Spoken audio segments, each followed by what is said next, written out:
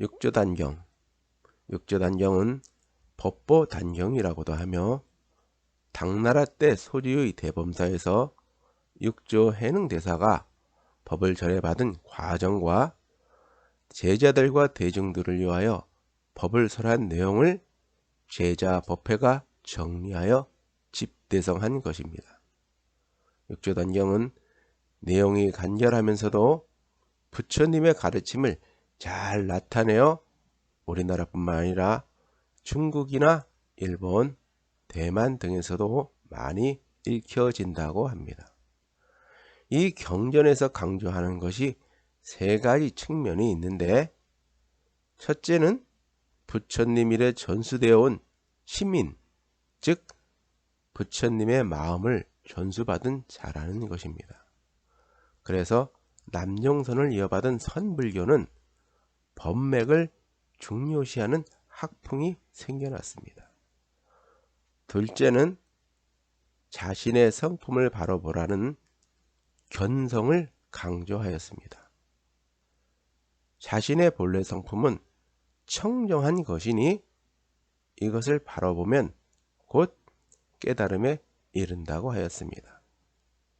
자성을 떠난 부처는 따로 없으니 자기 안의 참 성품인 부처를 보라고 하였습니다. 그래서 자성을 강조하였습니다.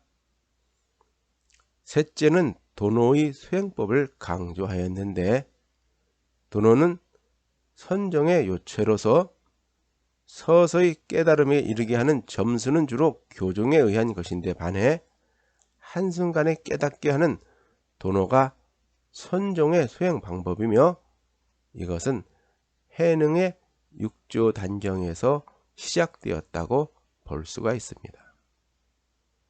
육조단경은 돈항본, 덕이본을 비롯한 여러 가지가 있는데, 돈황석굴에서 출토된 돈항본은 가장 오래되었다고 하나 오자가 많고 육조대사에 대한 내용이 많이 빠져 있다고 합니다. 우리나라에서 널리 읽혀지는 덕이본은 1290년 원나라 때 선승인 덕이선사가 그동안 전해오져 온 여러 경전을 취합해서 정리한 것으로서 고려 충렬할 때인 1200년경부터 널리 유통되어 왔습니다.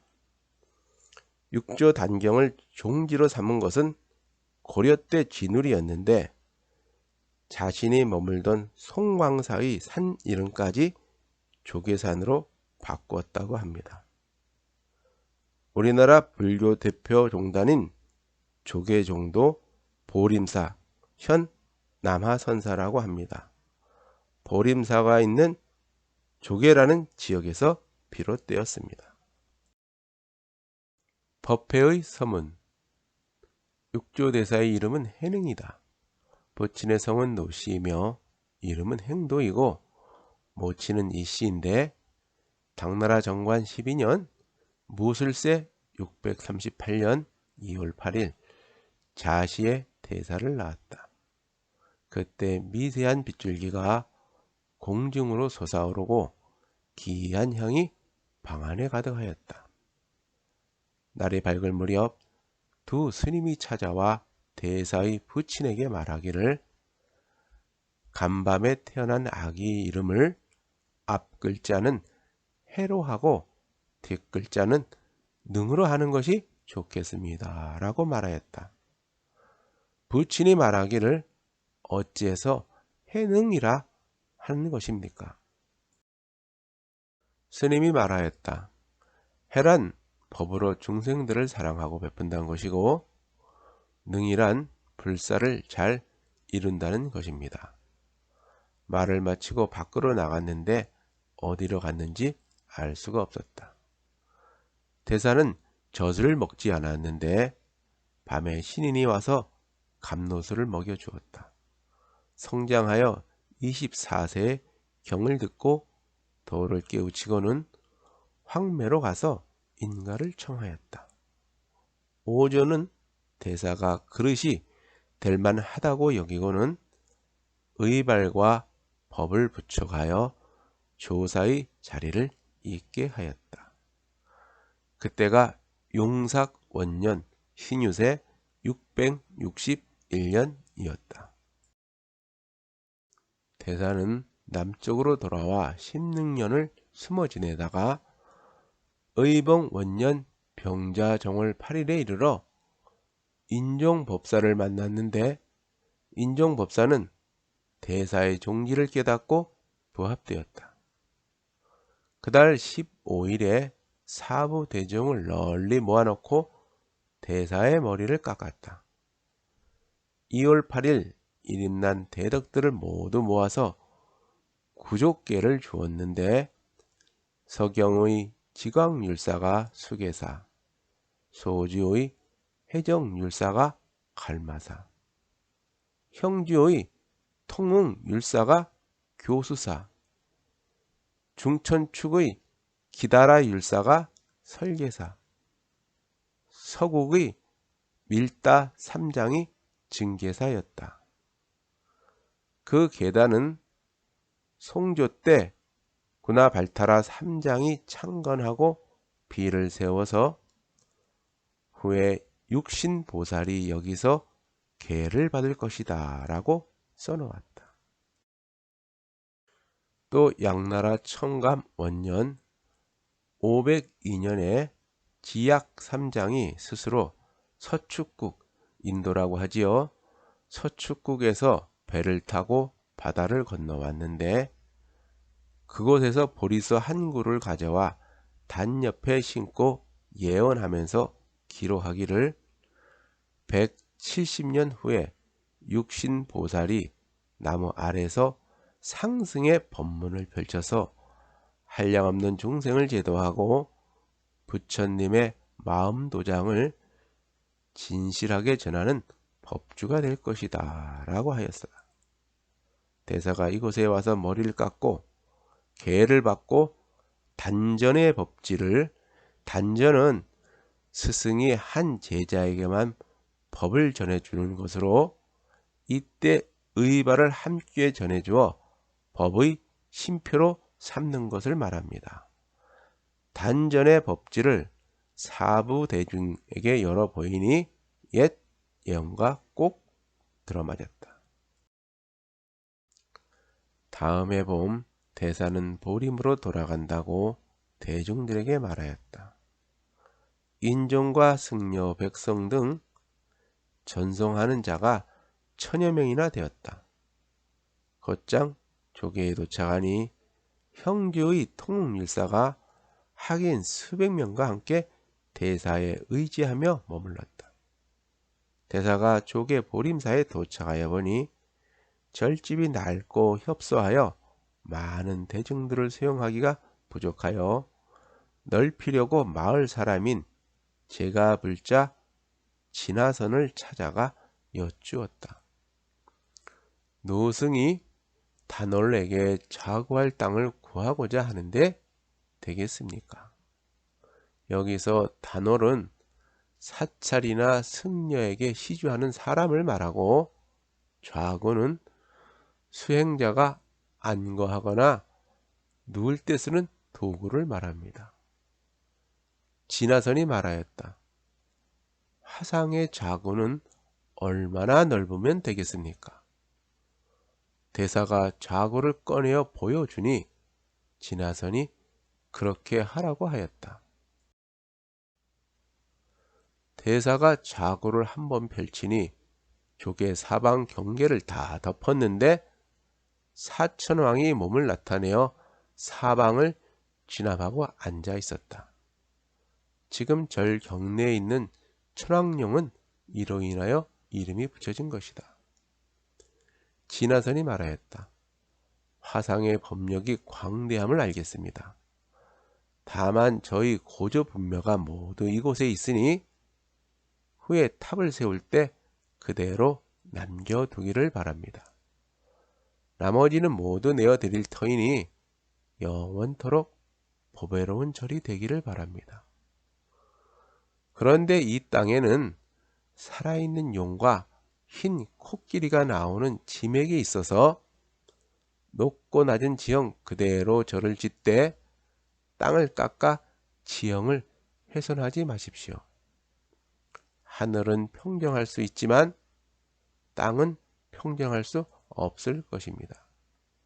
오늘날에도 보림사, 현 남아사라 그러죠. 보림사 경내에는 땅을 시주한 진화선의 조성묘가 있다고 합니다. 그리하여 절을 지을 때 그의 말대로 하였다. 대사는 경내를 다니다가 산수가 수리한 곳에서는 언제나 멈추어 쉬고는 그곳에 절을 세우니 13곳이나 되었다. 오늘날 화가원이라는 이름이 절 문 앞에 적혀 있는 것은 그 때문이다. 보림도량 역시 앞서 인도의 지약 3장이 남해로부터 조개의 입구를 지날 때 물을 떠서 마셔보니 맛이 향기롭고 좋아서 따르는 무리들에게 말하기를 이 물은 서천, 즉 인도의 물과 다르지 않다. 골짜기 상류에는 반드시 절을 지을 만한 좋은 땅이 있을 것이다. 흐름을 따라 상류에 이르러 사방을 돌아보니 산과 물이 서로를 둘러싸고 봉우리와 산등성이가 기하고 빼어나 감탄하면서 말하기를 인도의 보림산과 완연히 같구나. 그리고는 조우천에 사는 사람들에게 말하기를 이 산은 절을 지을만 합니다. 175년 뒤 무상법보가 이곳에서 교화를 펼쳐서 깨달음을 얻는 자가 숲을 이룰 것이니 이름을 보림이라 해야 합니다. 고 하였다. 그때 소주 목사 후경증이 그 말을 듣고 임금께 표를 올렸다. 임금은 그 청을 받아들여 보림이라는 현판을 내렸다. 드디어 절을 다 지어서 양 천감 3년 낙성하였다. 대웅전 앞에 연못이 하나 있었는데 용이 출몰할 때마다 숲의 나무들이 뒤흔들리곤 하였다. 하루는 그 용이 몸을 매우 크게 하고 나타나니 물결이 솟아오르면서 용솟음치고 구름과 안개가 어둡게 가리어서 대중들이 모두 두려워하였다. 대사가 꾸짖으며 말했다. 너는 몸을 크게 하고 나타날 수는 있어도 몸을 작게 하고 나타날 수는 없지 않느냐. 신용이라면 몸을 자유롭게 변할 수가 있어서 작게 나타났다 크게 나타날 수 있고 크게 나타났다 작게 나타날 수 있을 것이다. 그 용은 갑자기 물속으로 들어가더니 잠시 뒤 몸을 작게 하고 다시 나타나 연못 위로 뛰어 올랐다. 대사가 바로를 꺼내들고 시험하며 말했다. 너는 또한 바로 속으로는 감히 들어오지 못할 것이다. 이에 용이 헤엄치면서 앞으로 다가오자 대사가 용을 바로 속에 가두어 용이 움직이지 못하였다. 대사가 바로를 불당 앞으로 가져가 용에게 법을 설하여 주니 용이 드디어 허물을 벗고 가버렸다. 그 몸의 길이는 7촌이나 되었고 머리와 꼬리, 뿔과 발 모두 갖춘 채 절문에 남겨져 전하여진다. 대사는 후에 흙과 돌로 그 연못을 메웠는데 지금 대웅전 좌측 철탑이 세워져 있는 곳이 그 자리이다. 지금도 대범사, 대감선사라고 하지요. 대감선사 대웅전 앞 좌측 황룡 철탑으로 누른 곳이 바로 그곳이라고 합니다. 제1장 법을 깨우쳐서 가사를 전수받다. 육조 대사께서 보림에 이르렀을 때 소지의 위자사가 관료들과 함께 산으로 들어와서 대사에게 대범사 강당으로 나오시어 대중들을 위하여 마하바냐 바라밀법을 설하여 주시기를 청하였다. 보림사는 현재 남하선사라고 합니다. 위자사의 신분은 우리나라 도지사급입니다. 여기서 대범사는 현재 대감선사라고 합니다. 대범사가 유명한 것은 해능대사가 보림사에 주석하면서 여러 차례 대범사에 나와 설법하였는데 이것을 엮은 것이 육조단경입니다. 대감선사는 오늘날 성지순례의 거점이 된다고 합니다.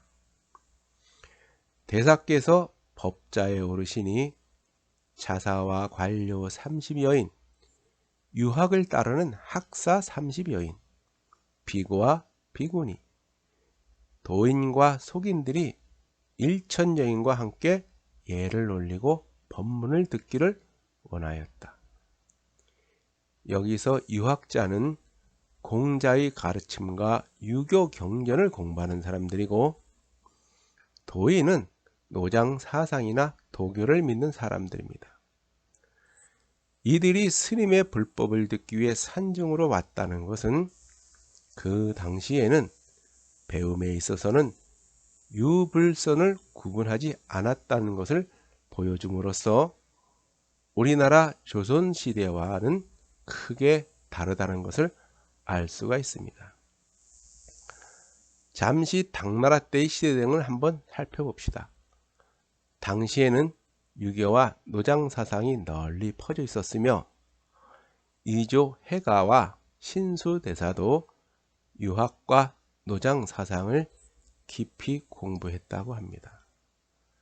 그리고 불교는 교종을 중심으로 귀족들과 왕실의 기원과 번영을 위한 종교이며 귀족이나 학식이 있는 자들의 종교이지 세속으로 들어온 대중들의 불교가 아니었습니다. 그리고 아직 대승불교나 선불교가 완전히 자리 잡고 있지 않았습니다. 대사께서 대중들에게 이르시기를 선지식들이여 모두 마음을 깨끗이 하고 마하바냐 바라밀을 생각하십시오. 선지식이란 덕행이 뛰어나고 법을 바르게 깨우쳐서 깨달음이 세계로 이끌어 줄 수 있는 사람을 말합니다. 그런데 해능대사는 유학과 도인, 속인 등 대중들을 왜 선지식들이라 하였을까요? 모든 중생들에게는 본래 불성을 지니고 있지만 미혹되고 그릇된 망념에 빠져 있기에 자신의 본래 성품인 불성을 보지 못하여 중생이라 일컬으니 한 생각 깨우쳐서 자성을 보게 되면 부처라고 했습니다. 그러므로 부처가 되고자 하면 자기 안에 선지식을 찾아 참된 자성을 보라는 것입니다. 그러니 모든 중생들은 본래 선지식이 아니겠는가라는 말입니다. 대사께서는 잠시 있다가 다시 대중들에게 말씀하셨다. 선지식들이여 깨달음의 자성은 본래 청정한 것이니 이 마음만 쓴다면 곧 깨달음을 이루게 될 것입니다. 해능대사는 제일 먼저 깨달음의 자성에 대하여 말하였습니다. 자성은 자기의 본래 성품, 즉 모든 사람은 본래부터 지니고 있는 불성을 말하는데 이처럼 자성은 본래 청정하니 청정한 것이 본래의 자성이라는 것입니다. 그러니 본래의 자성인 청정한 마음만 쓴다면 깨달음을 이룰 수가 있다는 것입니다.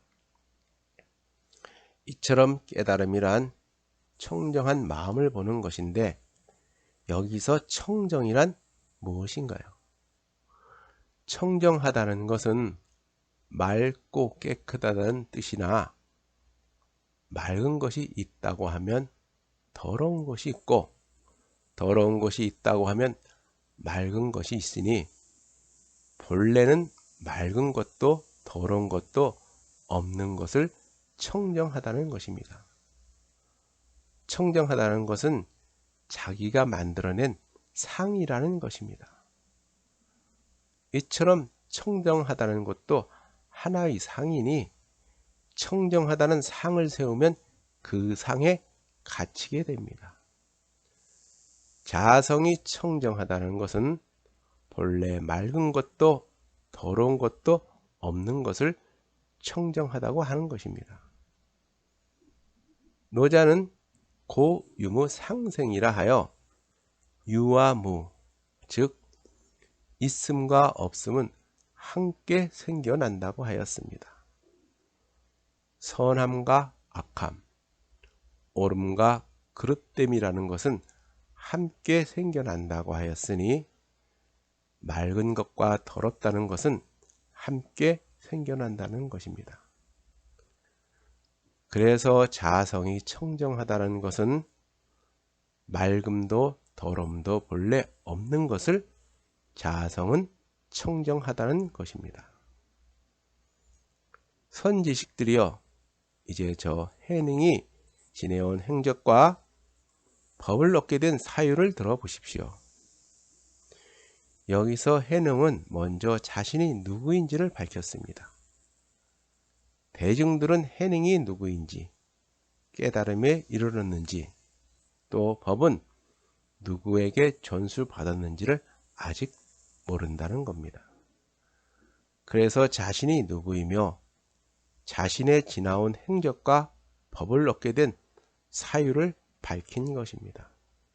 즉 부처님의 마음 도장을 전수받은 자라고 밝힌 것입니다. 해능의 부친은 범양에서 관직에 있었으나 620년 좌천되어 떠돌다가 신주에 자리 잡고 평민으로 살았습니다. 관직은 감옥을 지키는 간수였다고 합니다. 결혼한 지 18년 만에 등남하고 해능이 3살 때인 640년 돌아가셨다고 합니다. 이후 해능은 모친과 남해로 이사와 살았습니다. 해능의 모친은 오늘날 광시 장족 자치구의 바이아족이라고 합니다.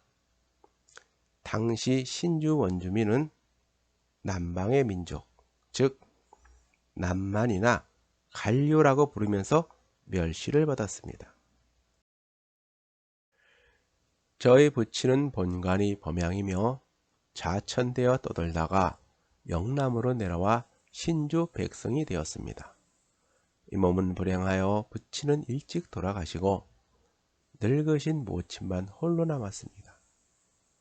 뒤에 남해로 이사 왔는데 몹시도 어렵고 궁핍하여 시장에다 나무를 팔면서 살았습니다. 어느 때 한 손님이 나무를 사고는 객정까지 가져다 달라고 하였습니다. 손님에게 나무를 가져다 주고 저는 돈을 받고 문 밖으로 나오다가 한 손님이 경전을 읽는 것을 보았습니다. 저는 마땅히 머무는 바 없는 그 마음을 내어라 라는 경전의 말을 한 번 듣고 마음이 곧장 열려 깨닫게 되었습니다. 불교는 마음의 과학이라고 하지만 마음이라는 것도 본래 없는 것이니 그 마음이란 허상에 집착하지 말라는 것입니다. 왜 그럴까요?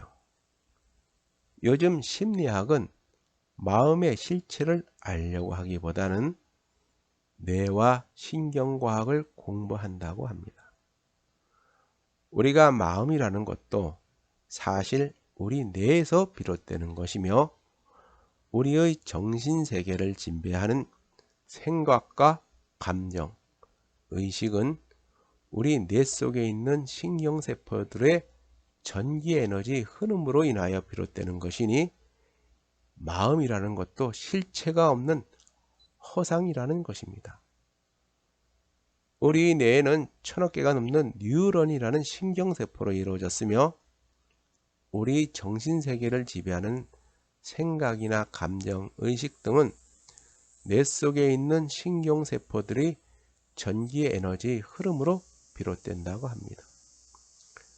수시로 떠오르는 수많은 생각이나 다양한 감정, 의식뿐만 아니라 우리의 모든 행위도 뇌 속의 신경세포들이 주고받는 전기 에너지 흐름에서 비롯된다고 합니다. 이 신경세포들이 전기 신호를 해독할 수 있으면 우리의 정신의 실체도 밝힐 수가 있다고 합니다. 그러니 마음이라는 허상에 집착하지 말라는 것입니다. 손님에게 물었습니다. 어떤 경전을 읽고 있는지요? 손님이 대답하였습니다. 금강경입니다. 그러면 금강경이란 어떤 경전인가요? 금강경은 공이란 글자를 한 번도 쓰지 않고서도 불교의 핵심 사상인 공의 이치를 자세히 밝혀준 경전입니다. 달마대사는 해가에게 능가경을 전수하였으나 사조 도신에 이르러 금강 반야경으로 바뀌게 되었습니다. 오조인 홍인대사가 해능대사에게 법을 전하기 전에 설한 것도 금강경이었으며 또한 도노를 바탕으로 둔 선불교의 근간도 금강경입니다. 그래서 금강경은 오늘날까지 선불교의 소위 경전으로 자리 잡고 있습니다. 조계종을 비롯한 많은 종파에서도 금강경을 소위 경전으로 삼습니다. 금강경과 반야신경은 조계종의 교과서라고 할 수가 있습니다. 제가 다시 물었습니다. 어느 곳에서 오셨기에 이와 같은 경전을 지니게 되었습니까? 손님이 말하였습니다. 저는 귀주 황매현에 있는 동선사에서 왔습니다. 그 절에는 오조 홍인대사께서 머물면서 대중들을 교화하시는데 문인들이 1000여 명이나 됩니다. 나는 그곳에 가서 예를 올리고 이 경을 받아 지니게 되었습니다. 대사께서는 스님과 속인들에게 늘 권하시기를 금강경을 지니기만 하여도 곧 자기의 자성을 보게 되어 깨달음을 이루게 된다고 하셨습니다. 여기서 그 스님은 해능을 단번에 알아보는 대단한 스님임을 알 수가 있습니다.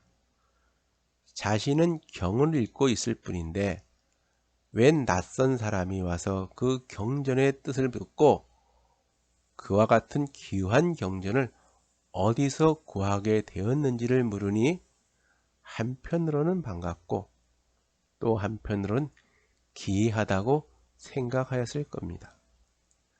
우리는 그 장면을 한번 상상해 보십시오. 제가 그 말을 듣고서 옛 인연이 있었던지 그 손님은 저에게 은 10냥을 주면서 노모의 의복과 양식을 마련해 주고는 황매로 가서 오조께 예를 올리라고 가르쳐 주었습니다.